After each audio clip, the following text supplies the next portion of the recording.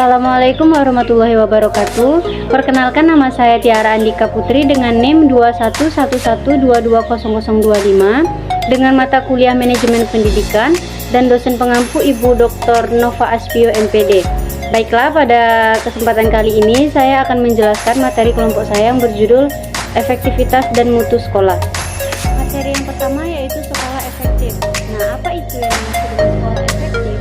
Sekolah efektif adalah sekolah yang mampu mencapai target yang telah ditetapkan sebelumnya mengenai visi, misi, dan tujuannya dengan memanfaatkan dan mengoptimalkan sumber daya yang ada di dalam sekolah tersebut, serta memiliki iklim sekolah yang mendukung kegiatan pembelajaran dan output yang dihasilkan sekolah tersebut bermanfaat bagi lingkungan sekitarnya atau lingkungan kerja yang akan dimasuki oleh peserta didik yang baru. Materi kedua yaitu mengenai karakteristik sekolah efektif. Nah, ada 5 pembahasan karakteristik sekolah efektif. Yang pertama yaitu sekolah efektif mempunyai visi dan misi yang jelas dan dijalankan dengan konsisten, tidak bergoyang pada visi misi yang lain, tapi tetap fokus pada visi misi yang telah ditentukan di awal. Yang kedua yaitu lingkungan sekolah yang baik dan adanya disiplin serta keteraturan di kalangan para pelajar. Jadi tidak hidup semaunya, tapi hidup berdasarkan aturan di sekolah. Yang ketiga yaitu guru menerapkan pembelajaran yang inovatif serta melakukan evaluasi yang berkelanjutan, tidak monoton tapi membawa daya pikir mahasiswanya atau siswanya menuju ke depan yang penuh dengan inovasi-inovasi baru. Nah, karakteristik yang selanjutnya yaitu sekolah tersebut mempunyai kurikulum yang terancang dan terintegrasi satu dengan yang lainnya, serta melibatkan peran masyarakat dan orang tua dalam membantu pendidikan anak tersebut agar lebih cepat mencapai tujuan yang telah ditentukan. Karakteristik selanjutnya yaitu sekolah mempunyai rancangan program yang jelas. Sekolah juga harus mempunyai fokus sistemnya tersendiri. Pelajar juga diberi tanggung jawab yaitu belajar dan mengikuti aturan yang ada di sekolah tersebut agar terciptanya suasana belajar dan kemudian bisa mencapai tujuan pendidikan yang ditentukan di awal.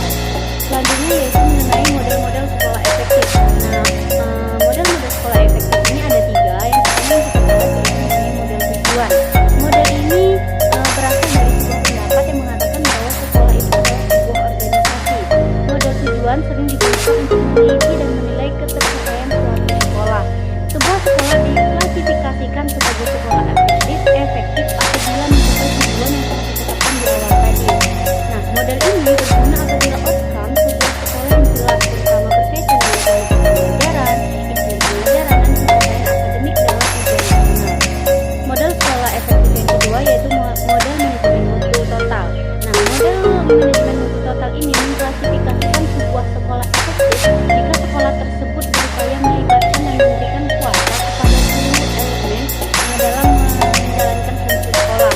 Nah, dalam manajemen mutu total, dasar penilaian efektivitas sekolah meliputi kemudian manajemen sumber daya manusia, manajemen proses, penerapan dan analisis, serta pencapaian belajar dan juga dampak hasil tersebut kepada masyarakat luas. Model-model sekolah efektif yang terakhir yaitu model proses. Berdasarkan model proses, sebuah sekolah efektif sekiranya fungsi dalam sekolah tersebut dalam keadaan tersusun, efisien, dan juga aman. Model ini menekankan pada aktivitas yang dijalankan sebagai kriteria penting dalam menilai efektivitas sebuah sekolah.